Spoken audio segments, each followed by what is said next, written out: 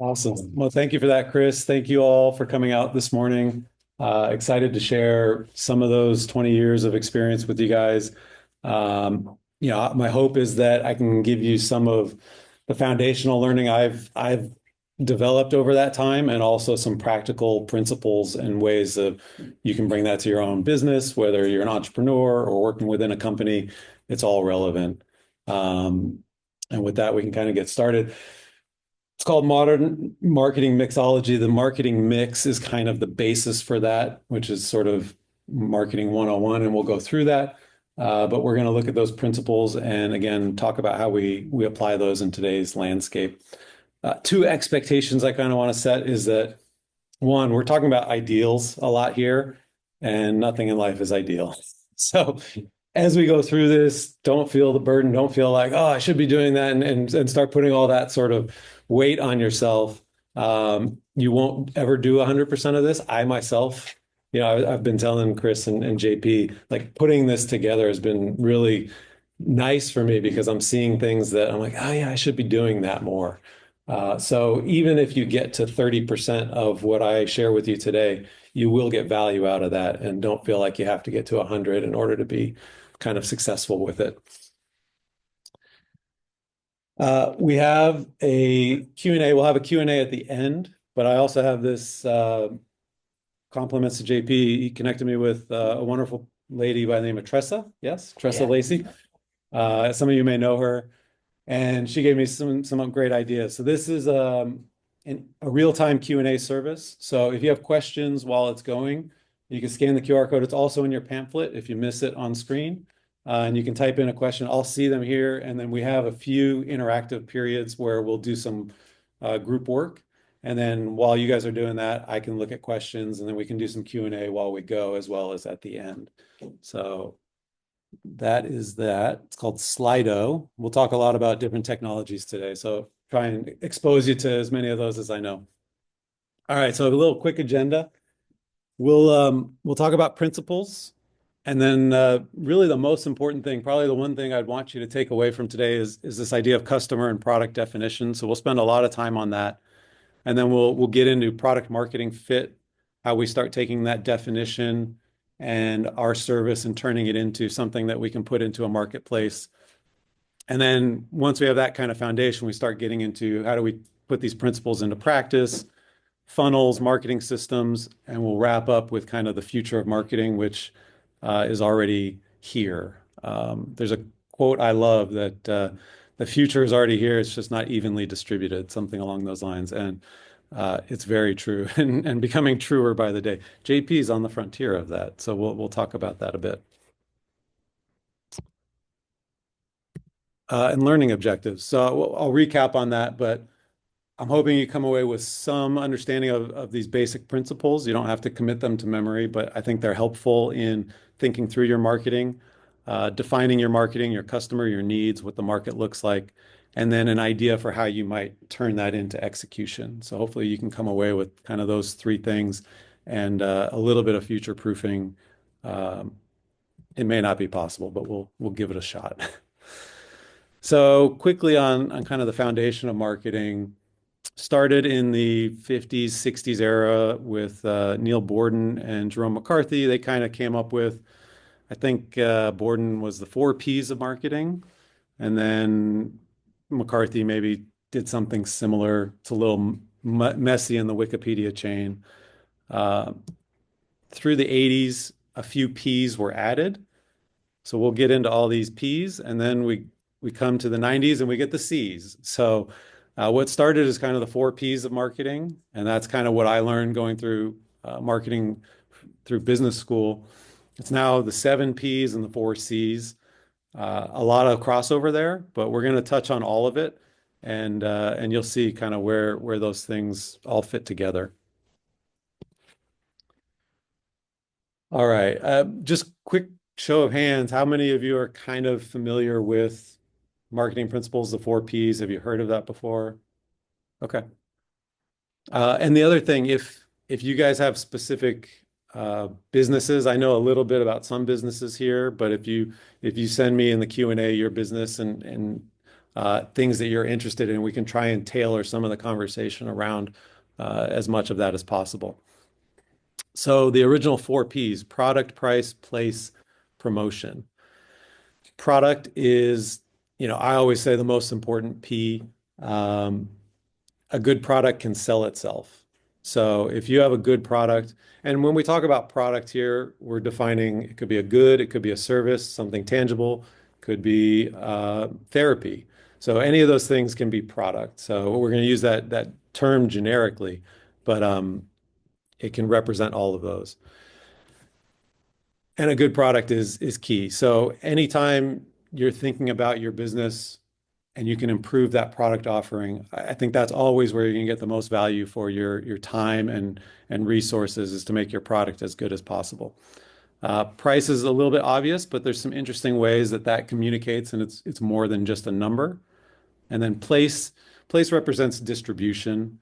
In the marketing sense, that's going to be kind of the moment where rubber meets the road and your customer comes into contact with your product and where they can obtain it, whether that's a store shelf, whether that's on TikTok and you're giving them some sort of fitness advice or something else. Any of these things can be representative in distribution or place nowadays. But that's kind of where your marketing and your customer come together. And then promotion, that's kind of what everyone would probably think of as marketing, but it's really everything. So that's one of the big takeaways here. All right, so we went from those four P's and then we added, and you'll see I have a little breadcrumb system. So it'll kind of light up as we go through. But as you think about, if you forget, like, what was that other P, you can always refer back to that. So the three P's that were added: people, packaging, and process. People here being kind of staff, employees. And that really ties into the notion that as a customer comes into contact with your product, your service, the people that are helping sell that, helping do the customer service, they are your brand. They represent you.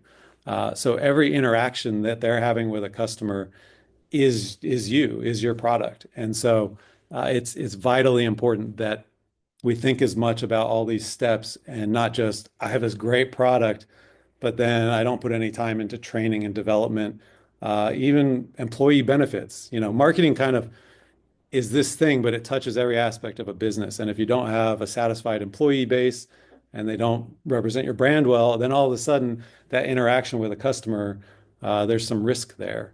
And so as a business owner, or even as people contributing to a business and being able to offer ideas, all of these things are important and do contribute kind of in a way to this broader marketing mix. Packaging. So that can be, yes, your literal packaging, the wrapping or the material, the paper, the plastic around your product. And that communicates, right? So I spent many years in the printing industry, and we had all kinds of different ways of printing different coatings and things like that that could make a piece of paper feel like velvet, right? Or be very shiny, or feel like raw and like nothing, like it was recycled paper. And we could do all these things because that all communicates something. And so that's one thing, we always want to think about, what are we communicating? What is the purpose that my action here is serving? And so packaging can communicate very different things, but it's not just what you wrap your product in. It can be your office, right? So packaging, think again broadly, this is sort of the environment that your product lives within, whether it's a tangible item or a service. And if it is an office, that's thinking through, well, what does my office look like? What do I have in there? Is it a waiting room? What am I doing with that waiting room? So many offices have a waiting room, and it's really a lost opportunity to be advancing the business. Like, if I'm just putting People magazine out and sitting you in an uncomfortable chair for 10 minutes or 15 minutes, okay, you're probably on your phone anyway. But I could also be trying to, depends on what we're doing, I could be upselling you. I could be getting you into loyalty. I could be showing you some content that you find delightful that's still relevant to the business. So again, this is all kind of a broad definition of packaging. And then kind of along those same lines, process. Sometimes it's the nuts and bolts of how your processes work, your technologies that you run your business with. but your customers are going through that process. And if it's a horrible, the website doesn't work, or I entered my email in a form and then it didn't say thank you for submitting, it just disappeared.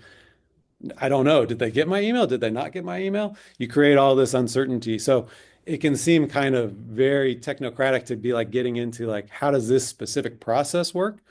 But again, you always want to be returning to this idea of customer. What is the customer going through? What are they experiencing? And it all kind of matters. So with that mention of customer, we get to the four C's. The primary reason that Lauterbaum came up with the four C's is he felt like the seven P's were very product focused and sort of did not, you know, they sort of left the customer out. And so he wanted to bring a focus back to the customer because his focus was there and he saw the importance of that. So we've got customer, cost, communication, and convenience. And we will see some similarity between the seven P's and the four C's. That's inevitable. But the starting point is customer. And that, like product being the most important, customer is going to be the most important of the C's. And kind of product and customer will be the most important throughout this presentation. Here, it's about really understanding your customer. And that's not just any one thing. We're going to go through a worksheet about developing personas and customer segmentation. So you have multiple types of customers, multiple audiences, and really just getting specific with who that is, what they represent, what their interests, what their needs are, is critical to effective marketing. Cost is an interesting one. At first, you might think, oh, that's just price. But in actuality, what he's referring to here is the entire life cycle of your product. What is the cost of it? What is the learning curve? Does it take a while to get it figured out? What is the switching cost? Is it easy to switch from something to your product? Do you make it easy? Is it hard to switch away from your product? So it's not just the price. Maintenance cost is another important idea here. And then something is more technology, but I think it's still relevant. It's called planned obsolescence. We've all experienced how things just seem to like stop working after 2 years, or I can't get the latest, greatest thing because I'm on the wrong version of a phone and it won't accept the new software. That's not because the software can't handle it. That's because whoever, Apple, Samsung, they want you to buy the new phone. So they plan in your phone becoming obsolete. And so that kind of cost is something that customers think about. Is this thing going to last me 10 years if I'm spending a lot on it? If it is going to be 2 years and I got to buy another one? So that's something to think about.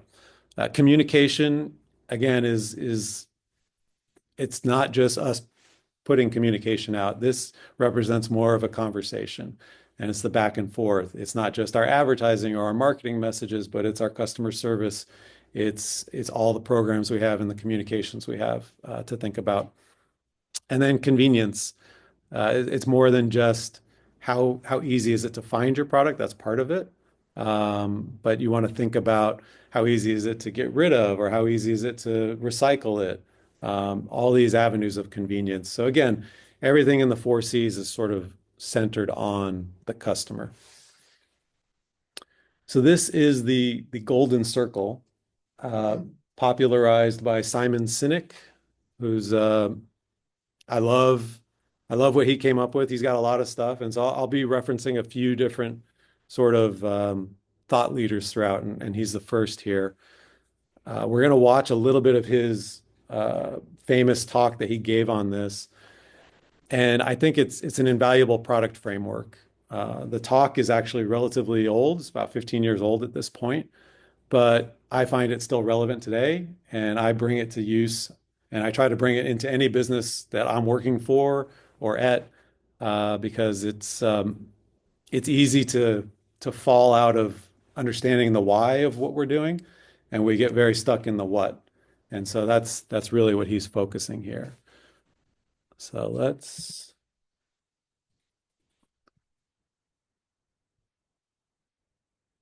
have a listen. You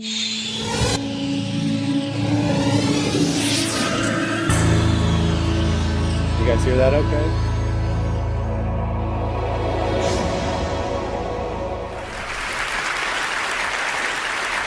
I call it the golden circle.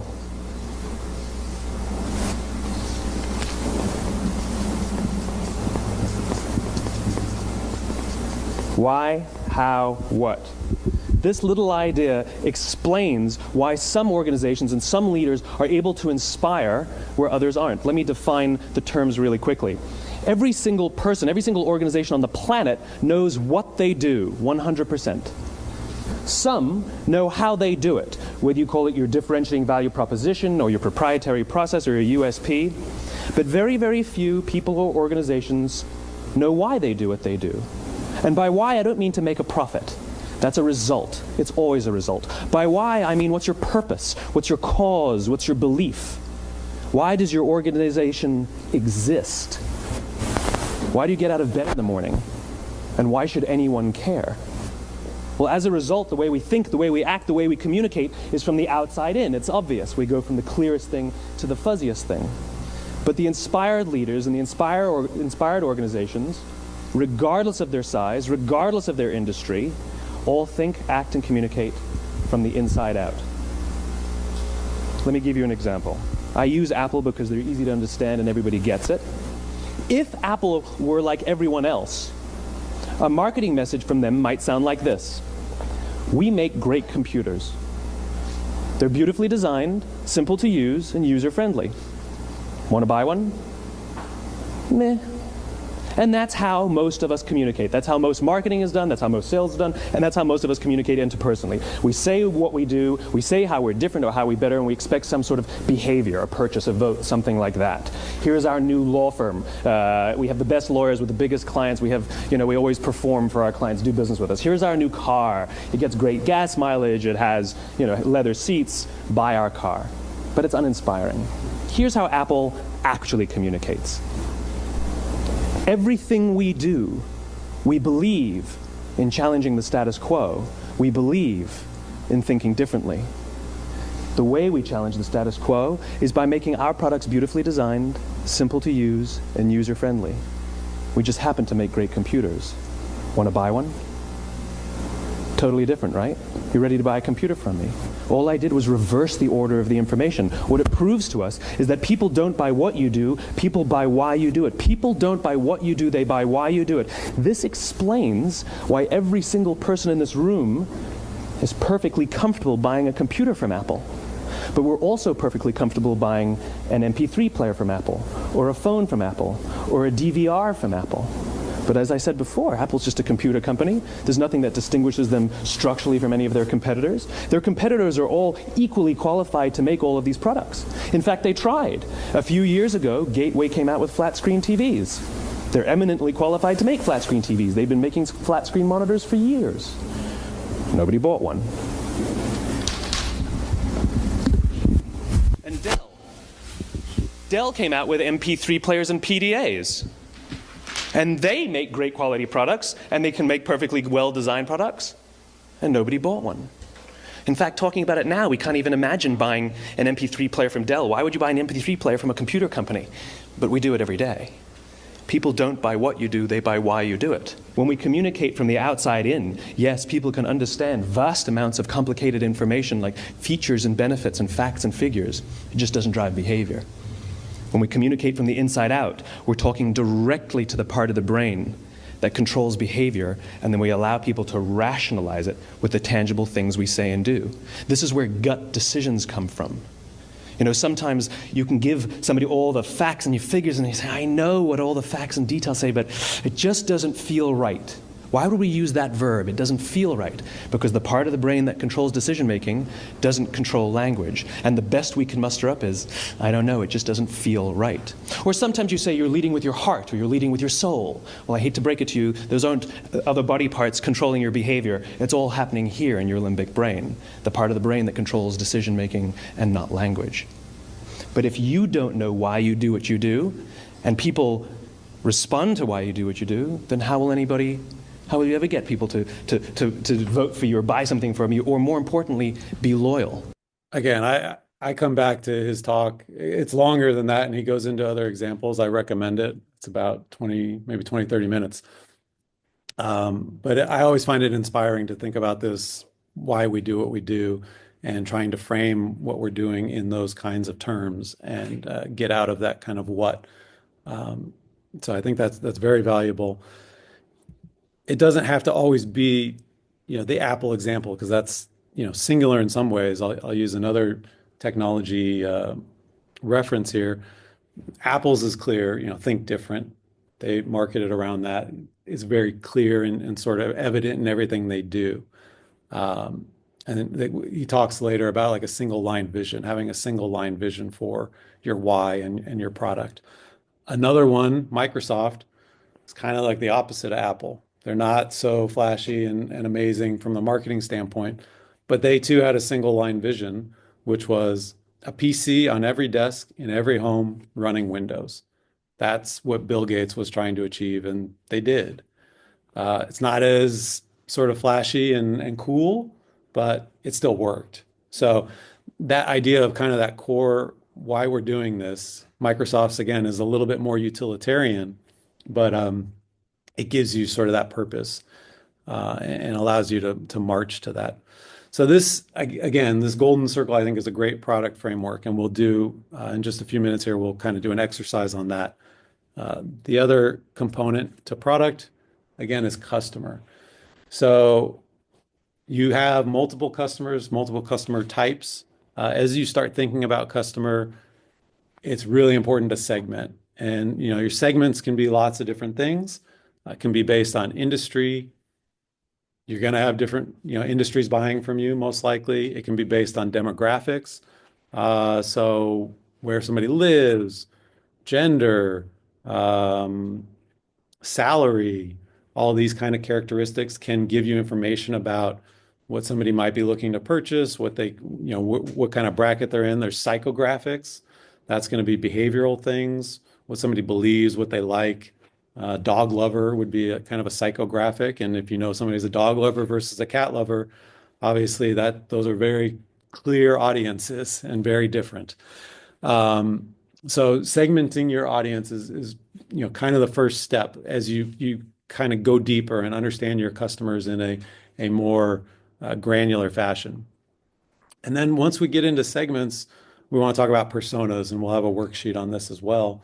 The persona is kind of a fun exercise where we're kind of gets our creative juices flowing, but it's also data based. We're creating a fictionalized, semi-fictionalized character.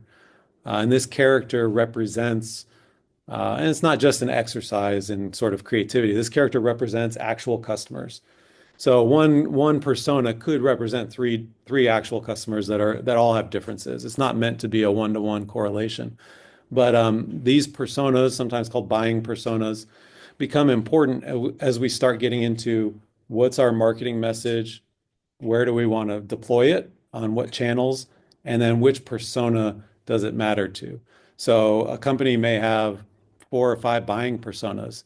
They start with somebody that's not the decision maker, but I know we have some IT people here. Brian's in IT. A lot of times when you're buying IT as a business, well, I got to get my IT person on board, but I got to get my CFO on board, or I got to get the CFO bought in. I got to get maybe the CEO bought in. So there's all these different personas, and they all have different interests and needs. And they're going to come to those meetings with different questions and that sort of thing. So that's where personas help us to, even if you're pitching, right? If you're pitching another business and trying to sell something, understanding the personas of the people in the room will help you prepare yourself and say, okay, what questions do I need to answer? What am I going to face from the CFO versus it's kind of like a job interview in a way. Who's going to be in the room? Those are your personas. I think that's a really good point in terms of when you have 4 or 5 decision makers in a room in a presentation. Yeah, You have to understand what means more to which individual. 100%. For us, we didn't think about that. We were always trying to pitch and one narrow-minded focus, and this is the right place to These go. are the features and benefits. Exactly. That was very successful, but being able to now understand people, and at the end of the day, people buy people they like to buy from and they like to work with. Yep. That's been really valuable. I love that. That's great. And then lastly, we'll kind of get into user journeys. So all of your customers, all your users will go through this journey, and it's more or less the same for any business. And then you'll start to see where there's opportunities for different messaging, different content at every stage of this user journey. So that's all kind of wrapped up into this customer definition. So that's a lot on product and customer. What I'm going to encourage us to do now, and I think we're in groups of at least two. So within the pamphlet you have on the desk, there's a pocket that has some worksheets. I want to give us 10 to 15 minutes. We can be flexible with time if that's too much or not enough. We'll see how the first one of these goes. Um, you have the first two worksheets there. One is a golden circle, and then there should be three. There's two persona worksheets. You don't have to fill them both out. They're just different versions of the same thing. Kind of shows you a different flavor. And then one that's filled out that kind of gives you an idea of like what a completed persona would look like. So my thought, but again, this is free form, so each table can kind of address this as you feel comfortable. Talk amongst yourselves. I think it would be most beneficial if you take your own businesses and try and complete this for your business. But you could also pick a business. You could say, I want to try and do this as an exercise for Apple or for Nike or whatever, just to kind of get those gears turning of how this works. And after about 10 to 15 minutes, we'll come back together. We'll pick a couple of them and we'll share with the group. All right. Um, I think everyone's at a decent point. What we can do, so I'll be conscientious of your time in the room. We have time at the end, so if we won't get through, obviously, all of these, we'll pick one. And then if we want to kind of go through some more and have questions at the end, I'm more than happy to stay. And my time is fairly flexible on the tail end. So with that, maybe let's pick a table that wants to volunteer. Yes? Are we volunteering? All right. I'm volunteering me. No, you guys? Volunteering group.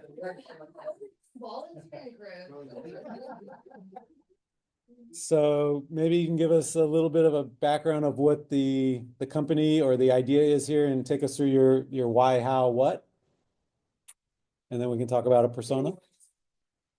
So, I don't like, so I guess the difference between me and like them that I notice and maybe with other people is I don't necessarily like own a business or I don't have like a product necessarily that I'm selling.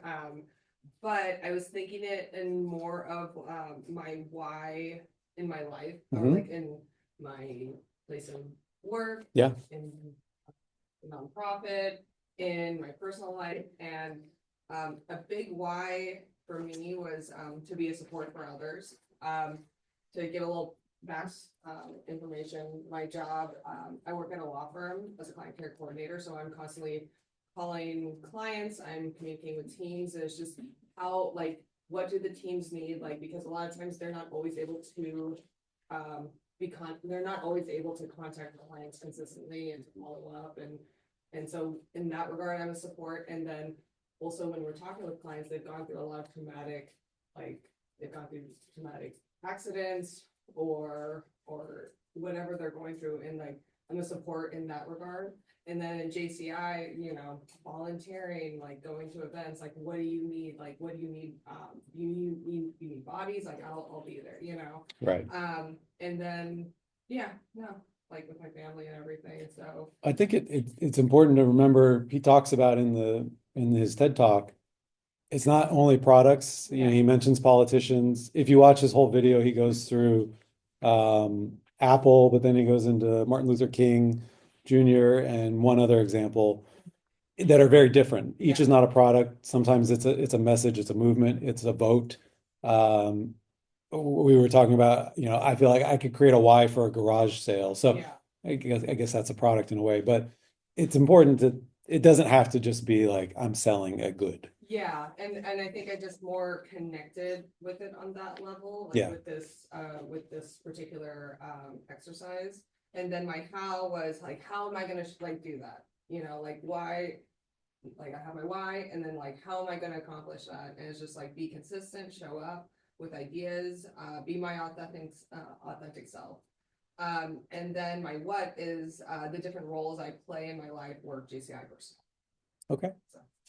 I really like what you said there, Alex, because I don't think sales, in my mindset, is selling someone or selling something. It's taking someone's problem or challenge and providing a solution to it. Yeah, And once you have that mindset, rather than, hey, are you gonna buy my product, you're gonna buy my service, you're gonna buy this, you can buy that, and you're over the top with them when they don't feel comfortable doing that, rather than tell me about how I can help and be a part of your team yeah, and be part of your support system. Because they're reporting to someone themselves, yeah. and you wanna make them look good, and you're accepting their team, that mindset, to your point, really resonates with me too. Yeah, and another thing I was thinking about in regards to my role at my work, I feel like the why essentially that we sell is what I do, right? It's how are we different from other law firms, right? Like we care. And so I'm that caring point, and especially because I kind of dabble in the marketing department as well. Like I run sponsorships, I go to events, and so a big part of my role at my job is the why. Yeah. And so that's why I don't know that. So I think that's why I thought it on like a broad perspective, because I don't know, because a lot of what I do is the why. Okay. Anyway. Love it. Love it. Maybe we'll go to a different table for persona, whatever you prefer. If you want to lower the what? Yeah, I mean, if you want to run through, Look for a big award today, back to me. Providing, my persona here is a young real estate couple buying their first home. So that's, I usually have a lot of difficulty with most of my clients who are much older, who have the equity and looking to sell their last home. So it's gonna be a little challenging for me. So to go through the persona, the young Rick and Ashley, they're in their thirties. Kind of fantasy idea right now, buying a house in their thirties, but somehow they have a down payment. They are looking for Santa Clarita. They have big time jobs in finance, and I don't know. Buying their first home. I think the challenges they were going to have is either keeping within their budget, finding the perfect home and location based off family and everything else they would need. With pain points being price and understanding of the market, I guess. Just basically price is mainly what I've been seeing as their main focus. How much do you want me to go through? No, I mean, I think that's great. You went through like HGTV channel? Sure. I figured they watch HGTV and Probably. mysteries and documentaries. Probably. Work hard, play hard. They're envisioning that home. Yeah, morning hikes. What they're gonna do to it. Right? Yeah, maybe. I don't know. So, any other objections I would possibly be facing would be finding the perfect home. It's not completely the way they thought it was supposed to be, brand new and everything else. Commissions and closing costs would also be something they might have not considered. They also would have the role of being the decision maker, being the money, to finance it and everything else. So basically, they have it all encompassing. And with that, I kind of developed like, what am I trying to sell them or provide to them as a service? And would you want me to start in to out or out to Yeah, let's start into out. into out? So providing a space to make memories to last a lifetime. Provide with my market knowledge, negotiation tactics, and confidence in decision making, buying and selling a home. So that's kind of all that worked out. Maybe No, I love that. So what I think you'll see as we go a little deeper in is that, if I take that persona specifically, yeah, and we start talking about content, so you may have a wide range of people that kind of fit that persona. Some have the down payment, some don't yet. And then it starts becoming, well, I want to create a pipeline, right? Sales pipeline, marketing funnel, all these things kind of are similar. And the top of that pipeline is where, we get the most people, and that's where we want the most awareness. So the top of the pipeline might be people that don't have the down payment yet. And so some of your content, some of the things you're putting out could be around, how do you get there? How do you, what maybe can being 20%, 3% down. maybe there's new tactics. Maybe it doesn't, maybe there's different types of mortgages that don't require the 20%. Maybe there's saving ways to save or different vehicles from a savings or investing standpoint. Obviously, some of this gets a little tricky. You can't give financial advice, but you start thinking about that person and what they need and how I can help them get from A to Z. And then your content kind of starts to come out of that at different stages, depending on where they are. Your older customers, it's going to be completely different content. They're going to be thinking about how do I get more value out of this home? How do I turn this into something for legacy for my kids or grandchildren? So these exercises really start to lead you towards a content path or a marketing path. And that's what I'm hoping you'll Yeah. get out of this. So we'll keep moving, but I'm happy to go through all these because I heard a lot of great conversation and I'd love to hear more, just time dependent. But hopefully you're getting value out of thinking of it in these kinds of terms and sort of seeing how he flips that way of thinking. I find it really valuable. All right. Yeah, question. Yes. From a sales mindset. Yeah. Because obviously sales and marketing sometimes are against each other, but then they can be very connected. Yeah. If you have your persona, you're creating your sales persona, that could be different than your marketing persona. How do you connect the dots? Would you focus on, from my perspective, from a sales persona, or would I educate our marketing to, hey, these are what the different sales personas we're looking at. You should change the messaging that you're coming up with, which could be obviously a complex conversation. How would you position that? Would you say focus on just my own internal individual focus, or bring this to the marketing and let them make their decisions? So you're saying you're going and targeting sales and marketing people, or from your organization internally? Internal organization. Okay. Um, I mean, to me, at the end of the day, sales and marketing are very different disciplines, but they are the same thing at the end of the day. They're trying to achieve the same thing. A salesperson, if they're good, is marketing, is building relationships, is tapping into that emotional connection and understanding the needs of a customer. The best sales does, the worst sales doesn't. And that's, the used car lot where they're just trying to get you into a vehicle and it doesn't feel good. Nobody likes that. That's why it's kind of a universal bad experience. So I think marketing and sales operate on that same level. They're coming at it from different sorts of, it's kind of like tributaries into a main river. They're coming from different angles, but at the end of the day, they all kind of converge. I'll say though, my thought on it, marketing comes from more of a brand recognition and more passive to the customer, where sales is more interactive and focused in dialogue with the customer. Like marketing's pre, where sales then is in the dialogue. Yeah. So what hopefully I can show you towards the end is that with the tools that are out there today and certainly tomorrow, they're much more intertwined. And marketing can actually fuel your sales process and actually enable your sales team.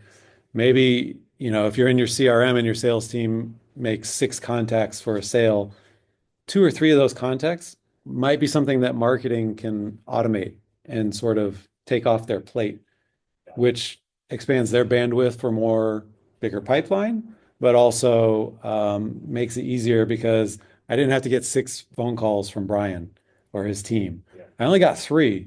I got an email, I got this other thing, and those things contributed and delivered the same message. But our reach, the reach from marketing can be so much more vast rather than, as you said. exactly. Yeah. So, I mean, the sales, when you have a human interaction, that's a one-to-one. It's hard to scale. So you kind of want to, where you can, reserve that for the most valuable moments. And if you can offload the awareness building or reinforcing after a phone call or something like that to a system that's automated, you should do that. Yeah. All right. So we've talked a bit about product and customer. And then I got another framework for you that's around product market fit. And I think this is a really important one. We'll have another, I think, fun exercise here. To get into product market fit, it's vital to first have this understanding of the market, which in this case is the customer and the landscape of needs. What we'll talk about, you'll hear about the unmet need. It's not necessarily one need, it can be multiple needs. But a market exists to satisfy a need of customers. Certainly a healthy market that lasts will be satisfying needs of customers. And I think, as important as it is to understand your why, it's equally important to understand that need and what you're trying to satisfy for a group of people to then create a market or create a product that's going to fit that market. You'll hear sometimes of you don't want to be a solution in search of a problem. I agree. Um, that might be what you would call a gimmick in some ways. Now, gimmicks can sell. They sell all the time. Think of, as seen on TV products. A lot of the times those can be a gimmick. We buy them. But when you have a gimmick, when you're a solution in search of a problem, it's not durable. And so that's the problem with it. You might get a sale, but you might not get that second sale. And you're certainly not going to have a lifetime customer because it was a fun gimmick. Now, if they're buying it as a gag gift, great. But if you're trying to create a long-term relationship, and we'll talk a bit about lifetime value and how important that is from a marketing and business standpoint, it's important that you're actually solving a real need. There's a fun story. It's a little apocryphal and it's a little bit more complex than this, but this idea of solution in search of a problem, I found. So when NASA was, in the 60s doing the space race and competing with the Soviets, they came up with a space pen because they needed to be able to write while they were up there. And they spent millions of dollars. And then the way the story goes is, well, the Soviets just used pencils because the space pen had to work in no gravity and it didn't have to, they had to engineer it and do all this stuff. And so that's kind of this idea of like over engineering this solution to a problem that didn't exist. You could just use a pencil. In reality, NASA also used pencils and there were problems with pencils. So the space pen kind of made sense, but it works as kind of a fun story to think about. And you can probably think of lots of gimmicks you've seen that kind of fit that. Oh, that's cool, but do I need that? And so once we've got that understanding of a market and that we're solving a need, then it's about, okay, well, I'm probably not if this is a true market, there's going to be other people in it. There's going to be competition. So how am I different? How am I better? Why choose my product versus the other one?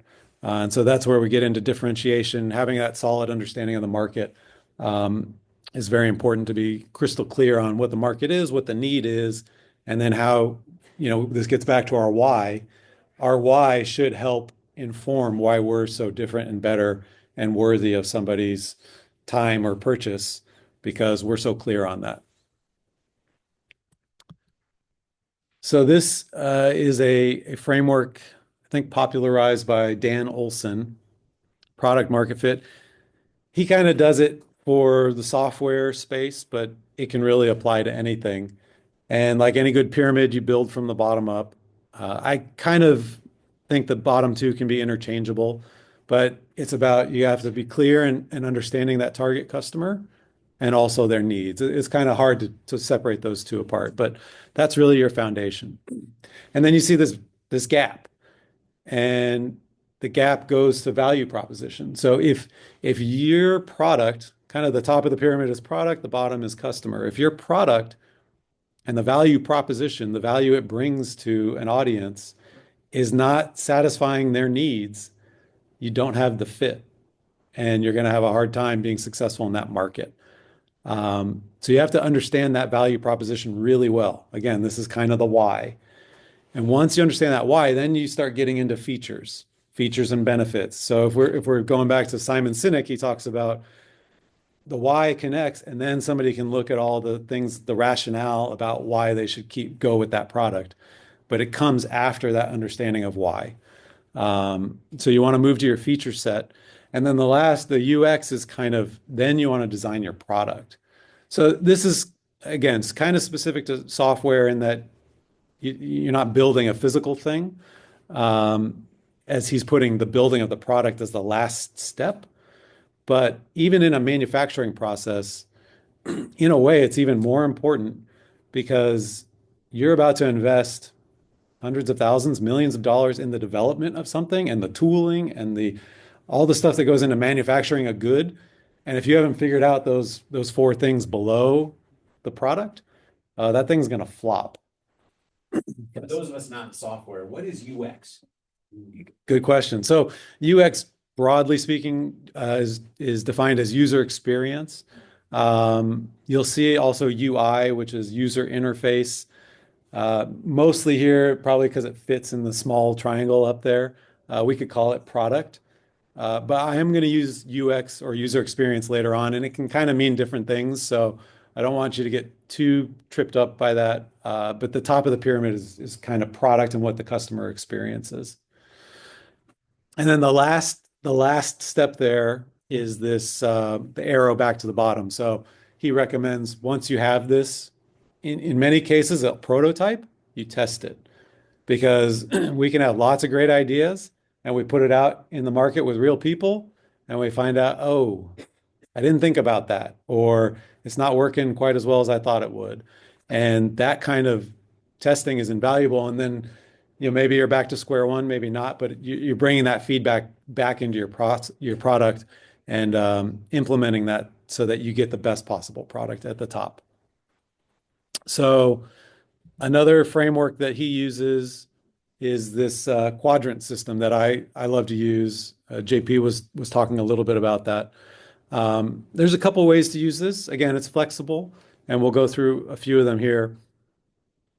One way to use it, and what Dan Olson's doing here is sort of evaluating a market. So our horizontal axis is user satisfaction with options in the market, and our vertical axis is importance of the need. So, and I think you could disagree or find some nuance in here, but for the purpose of a graphic, I think it's helpful to have extremes. He's saying here that if there's a lot of user satisfaction and it's a really important thing, it's going to bless you. It's going to be a competitive market, and that makes sense. That tracks. If there's not a lot of satisfaction, not a lot of importance in the need, it's probably not worth your time. So it's interesting, if there's a lot of satisfaction, and still not important, probably not worth your time. So there's really only one quadrant he says go after. Again, I think you could find some nuance there and maybe not totally agree with that, but it's an interesting way of looking at a market as you're thinking about where do I fit in this market. The other thing I like to do, and what I'm calling prioritize the needs, is use that same system, but you can define your axes based upon your business, based upon your market. And so I use this a lot to kind of think about how does a market look? Where do I fit in that market? So it's tax time. I know we have Chris, one of our wonderful sponsors is the CPA, has a great CPA business. So I thought I would pay some homage to that. I'm going to give you some of my personal perspective here and some of my personal story as it comes to taxes. But you can see, and our next exercise will be to do this kind of for your own market. But we can look at kind of the tax preparing business. So two axes here, things that we care about. These are needs that you'll find within the market. Certainly, what's the size of my refund going to be? Everyone cares about that. What's the accuracy? Am I going to get audited? That's important too. So for simplification purposes, I've narrowed this down a lot. Obviously, there's a lot more in the market than just this, but I tried to kind of pick a very online option in TurboTax, but there's others. Jackson Hewitt, kind of a hybrid maybe, and Chris, correct me if I get any of this inaccurate. Kind of a hybrid. They have online options, but also some storefronts, and then your local tax professional. And so I'm probably going to get the best return going with my local professional. That makes sense. Probably going to spend more there as well. Maybe not in every case, but again, that's been some of my experience. And I did the same thing, but I'm doing different needs here. So some more needs might be what is low cost, and what is convenience. For me, those are things that I care about. And you see, it's almost a flip. And then what I did is I combined them. So refund and convenience on the horizontal, accuracy and cost on the vertical. So the professional kind of ends up at both ends of the spectrum. You're going to get the best refund and have the most accuracy, but it's probably not the lowest cost and not the most convenient. You got to make an appointment, got to get all your stuff together. Where did I put that 1099? Where's my statement from this? The printer's out of ink, etc. I see a lot of nods. Um, and then TurboTax, on the other hand, is going to be, again, at the spectrums. It's more convenient. I can do it through the app on my phone, but am I going to get audited? How far do I want to push these deductions, etc.? Is there someone to talk to? It's just an FAQ page. It doesn't feel great. So a little bit of my backstory. I'd been with tax professionals over my career, my wife as well. I actually switched to one of hers at one point, and we were both perfectly happy. We drove a fair amount. I think the tax professional I used to use was in Lancaster. She had one out in Calabasas. So we were driving 30 to 40 miles once a year. Not a huge deal, but it's be great to work with someone local. Met someone local, and we were just talking. It was casual, maybe a wine event or something, and just told me I could do better for you. I must have been complaining, so I wasn't totally happy. There was some unmet need. It was probably around tax time. I was drinking to forget about it. And so he said, I could probably do better. I can get you a bigger refund for less. Okay. And you're local. I know you are. Let's give it a shot. So we switched. So now we're local, more convenient. But over time, started to feel some unmet needs. Uh, it was a little more expensive. And I understood this. We would have questions throughout the year, and we might fire off an email. Hey, do I need to retain this information? Or if I was starting a new job and you're filling out the form that figures out what percentage of deduction is going to come out of your paycheck, do I answer this? Do I answer that? Yeah, things like that. I'm asking of this person's time. It shouldn't be free, and it wasn't. But it kind of felt like, okay. At one time it was free, and then we started getting invoices in the mail. All right, fine. You run your business how you run your business, but it created a need. I was feeling an unmet need. I was probably complaining again to somebody. I don't complain that much, I don't think, although maybe ask my wife, she might have a different opinion. Um, so then I happened to be out in a friend of ours, JP will know. We were doing something, maybe a get together, fantasy football, whatever. And he said, have you tried TurboTax? That's what I use. And I said, I have not. Now I was thinking about it. There you go. I've been on TurboTax for 6 years or 5 years, whatever it is. So that's just kind of showing this process, this can change for anybody. These unmet needs can kind of come and go. And we'll talk about marketing funnels and awareness in a minute. But I wasn't, I was aware of TurboTax, but I wasn't considering it. It really never had crossed my mind. But then I had somebody give word of mouth referral, which word of mouth is the best marketing you can't buy. And all of a sudden I jumped a few levels. So we'll go through this marketing funnel that goes from awareness to interest to consideration, and then it goes to sale. And I went from not even in the awareness space, not really like, yeah, okay, I knew of TurboTax, but I wasn't any further down the funnel, and I went straight to consideration. So it's the power of word of mouth is really evident there. But that's just kind of a personal anecdote to show you how some of this can kind of play out. Um, Thinking about TurboTax. So I wanted to show you how that manifests in some of their own marketing. This year, this is their Super Bowl ad we're going to look at. They've broadened out from here, but marketing is always going to be about priorities and what we're prioritizing. So in their Super Bowl ad, which is probably their biggest marketing expenditure for the year, they're focused on one message. Now, when you went to their website, they had more things. This is convenience.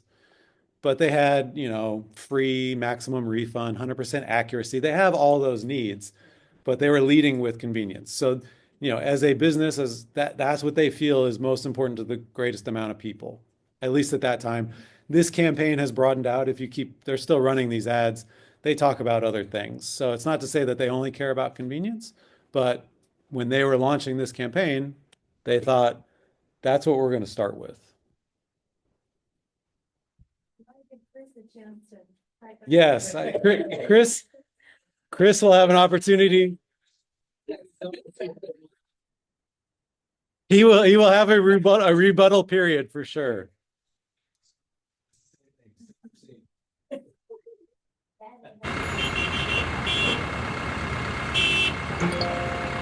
Taxes was feeling so stuck.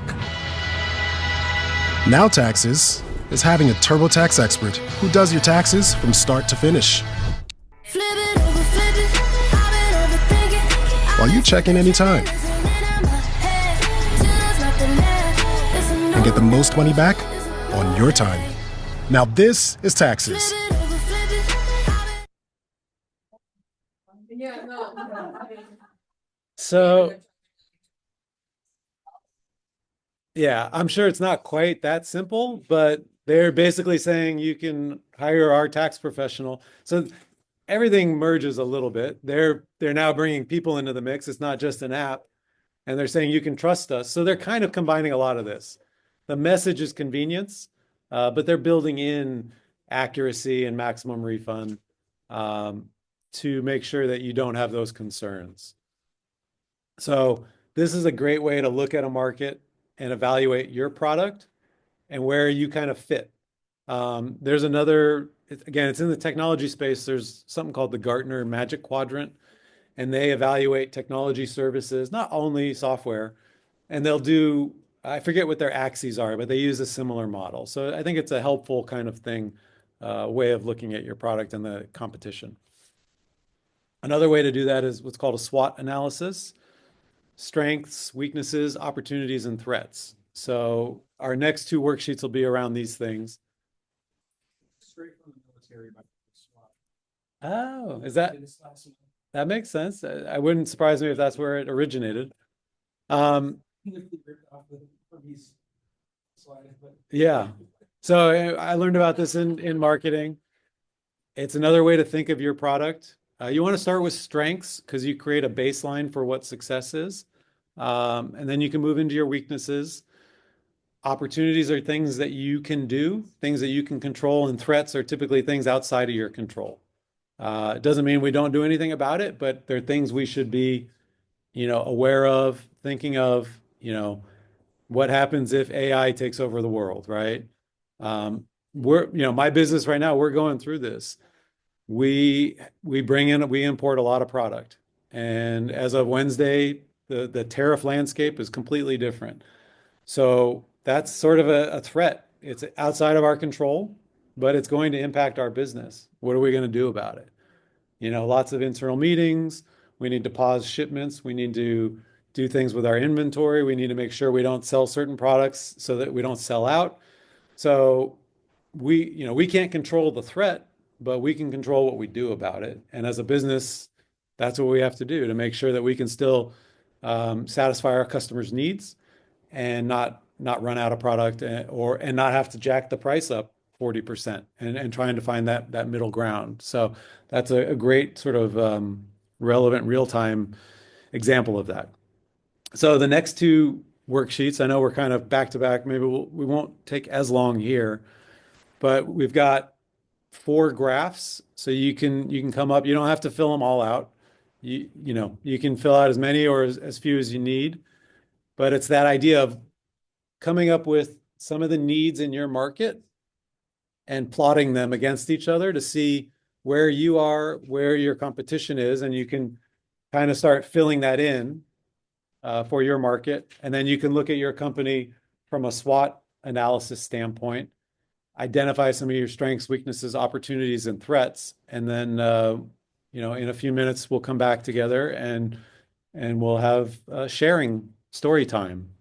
Any questions before we jump into that? Yeah, JP. You recommend for us to do on this sheet? I think it's really business dependent. As you develop your persona. So all these things are meant to kind of build on each other. Some of the challenges that your persona is facing, some of their objections may help inform some of your axes for the quadrant analysis. Thinking about your market in general, what are some of the things that what do they care about when they're considering your service, your product? Uh, what am I thinking about when I'm in the market for a car? Depends on who I am. If I'm looking for a sports car, it's different than if I'm looking for a commuter, right? So that would be two personas within one market that would have different graphs. The commuter persona within the car market, probably going to care about mileage, durability. Um, so that might be two things I'd plot, maybe some durability, maybe some reliability, mileage. If I'm in the sports car version of that market, certainly going to care about horsepower, something like that. Um, Cost, maybe not as much. Maybe I might want a sports car, but I'm not, I can afford the Ferrari. I can afford the Corvette. I can't afford the Ferrari. And those are going to be differences. So I think some of it's informed by your persona. Some of it is thinking about your market, if that helps. All right. So up until now, we're just talking about the first P and the first C, product and customer. That's an indication of how important those are. Here, we'll start getting into the rest of the marketing mix. Pricing is a marketing tool. In many ways, it can be the first thing somebody sees about your product, and that communicates. And sometimes pricing isn't there, and that communicates also. Think of the restaurant you're in when there's no price on the menu, and you go, how much is this going to cost me?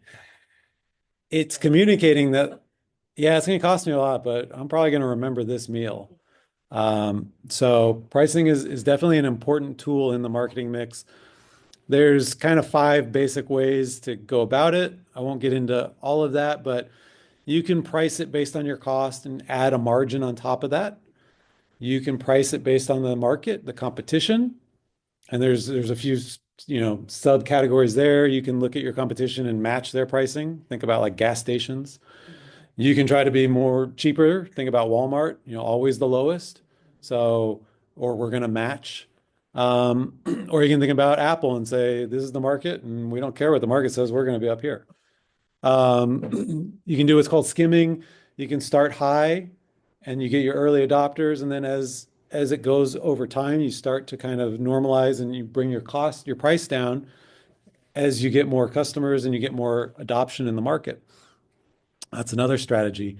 The interesting thing there is this idea of dilution. So your price is communicating a brand value, a perceived value of your brand. If you're that expensive restaurant, yeah, you got to deliver on the food, but the price is telling somebody this is going to be really good. Now, you may only capture a small percentage of the market with that premium price. And if you're trying to get more audience, more share, you start bringing your price down. But you're also diluting the perceived value of your brand because you're bringing it down. So were you really that premium, or were you just trying to get more money? And now you're showing what the real price is. So it's a balance. And that's kind of this idea of dilution. What you'll see products do where they want to keep that premium thing, they'll go good, better, best, right? So they'll diversify and come out with additional products or additional brand lines, as Chris and I were talking about. So you can still have your premium service, and that's always going to be the most expensive. But if you don't want to dilute that, you want to keep the ability to reach a broader market, you can bring in the service that has a few less features. It doesn't have quite the white glove service, but it's still tied to your brand. So you get some of that brand perception, but you get some of that broader market appeal by bringing your price down. And then that brings us to place. We talked a little bit about place in the beginning. This is distribution, but as I started thinking about it, at this point, where rubber meets the road, as I said, and the customer is in the place where they can buy your product or interact with your product. It's much more about just the place. So this is what I'm calling user experience, and it really encapsulates a lot of P's and C's. Um, I see kind of two phases to it. There's kind of the short term purchase moment, and then there's the longer term. So this first slide is kind of about that short term purchase moment. The place matters. I have to be in the place where my customer is. And one way to think about this is what is the degree of purchase consideration? And we'll talk about that in the funnel in the next couple slides um, for my product. If it's a low degree of purchase consideration, meaning let's think of gum at the counter. We're checking out at the grocery store. I need some gum or I need a candy bar. I'm just going to grab something there. I'm not thinking about it too much. There's some consideration because I probably have some brand preference. I probably have some flavor preference. Um, but it's a relatively low consideration purchase. Gas, strangely enough, so these things don't always correlate with price. I probably think less about what gas I'm going to put in. If I have an unmet need, the gauge is on empty. Um, where's the nearest gas station? Do I care whether it's Chevron or Mobil or this with Techron or this with gas station branding is one of those things that's like, man, they spend a lot on this. Does it matter? I don't know. So I probably think more about the gum I'm going to buy than the gas I'm going to buy. So that's kind of interesting, even though I'm going to spend $100 on the gas and $2 on the gum. So it's not always correlated. But think about your purchase consideration because if you're offering, let's say, surgery, cosmetic surgery, it doesn't matter if you're 30 miles away because I've done a lot of research. I found like you're the doctor I want to go to. I've talked to my friends. I've done some research online. I know all this stuff. 30-minute drive, that's no big deal. So that degree, where does your product sit in that purchase consideration kind of determines like how broadly distributed in how many places do you need to be. Um, People we talked about a little bit earlier, and that's where your customers are experiencing your brand. And you really need to think about the training and everything that your employees and your people are communicating to your customer, because that's an extension of your brand. And then packaging.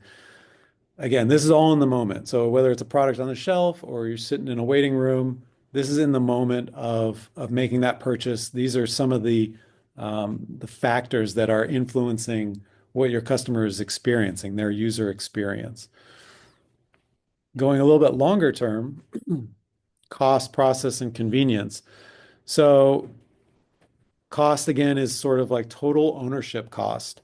This includes the price, but the cost to switch, the learning cost, the maintenance cost, all that goes in. If I'm buying a German car, I go into it knowing, well, I better have a good mechanic too, because there's going to be a lot of maintenance cost here. Uh, or if I'm buying a Toyota, I don't have to worry about that as much because I know it's probably going to run a couple 100,000 miles as long as I just get the oil changed. So that's again how cost we think about that in a long-term way um, as a customer, as a consumer, and our marketing should address that as well. We need to understand what our users' experience of our sort of lifetime cost is going to be. Process and convenience, kind of the same thing. Process and convenience are not just the moment of purchase. They are. That's one stage of the process and the convenience. But if I have a problem and I need to call customer service, how good is that? How easy is it to get someone on the phone? Do I have to sit through a phone tree for calling the bank? And it takes me 7 times saying representative just to get a human on the phone? That's a horrible process. Obviously, they don't care about that experience or that part of the experience, and that's a whole other conversation. But if you're valuing that, if you're trying to create this deeper customer relationship, thinking through process and convenience is part of that long term. If they're going to come back and buy from you again and ever need to contact you again, or if you're going to contact them again with email marketing and things like that, how easy, what are you doing with that process? So that's kind of like the majority of P's and C's right there, all boiled into user experience. And then we get to promotion and communication, which is, before we started this, you probably would have thought if I had to ask you which P is marketing, you'd probably say the promotion. But hopefully you're seeing that it's kind of everything. But specifically, the promotion is where, we talk about marketing in the traditional sense. And we'll get into some tools here. But before some of those kind of tactical things, I want to walk you through the funnel as we talked about a little bit before. So this is kind of the traditional funnel. We start at awareness down to interest, consideration, and conversion for a sale. Um, just very brief descriptions of where you are at those different stages, but I think you can kind of figure out from my tax example what awareness looks like, what interest looks like. Interest being a little bit more casual. Maybe we're doing a little light research, asking friends what they use, what they like. Consideration is more like A versus B, two products head to head, might be three products depending on what you're looking at. Services, I'm looking for a new dentist. I'm boiling it down, I'm narrowing it down to three dentists, and now I'm getting very specific with, do they take my insurance? How much for a filling, et cetera, et cetera. And then conversion is the sale.